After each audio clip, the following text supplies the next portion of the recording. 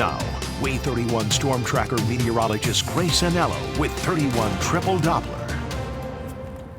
I don't know what a voluntary dismissal is right off the top of my head. I do know that I am not volunteering to be out in this weather we're expecting this week. It's true. It's true. We have a 31 alert day on Saturday, really all throughout the day, one of the longer alert day windows we've had.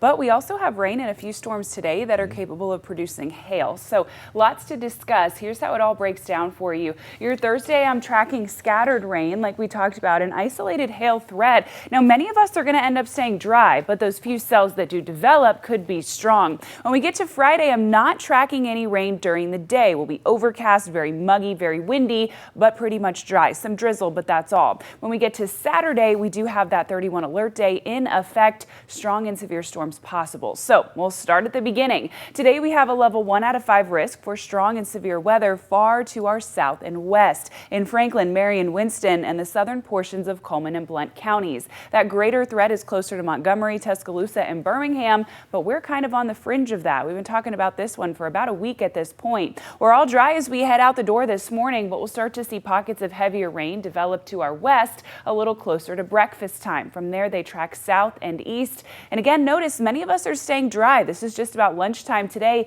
even seeing some pockets of that sunshine, but those that are seeing the rain are seeing heavy downpours. This line continues to move east, and then we see another cell pop up, kind of that on again, off again, hit or miss nature throughout the day today. So I would say most of us don't need our rain jacket west of the corridor, and south you probably do. The rest of us just keep one with you just in case, but it's one of those leave it in the car, check the 31 triple Doppler before you head out the door and call it a day. By the time we get to Friday, no severe weather threats there until the wee hours of the morning. At that point, we start to welcome in some fairly strong threats ahead of our 31 alert day on Saturday. All modes of severe weather are possible Saturday, including hail, gusty wind, and a threat for tornadoes. They're coming in multiple rounds, and that's why we have that elevated level 3 out of 5 risk in the Tennessee Valley. So let's walk through future radar for that one. This is Friday at 10 a.m. That drizzle's there, but it really is those overcast skies that stick with us. Your Friday remains really quite calm.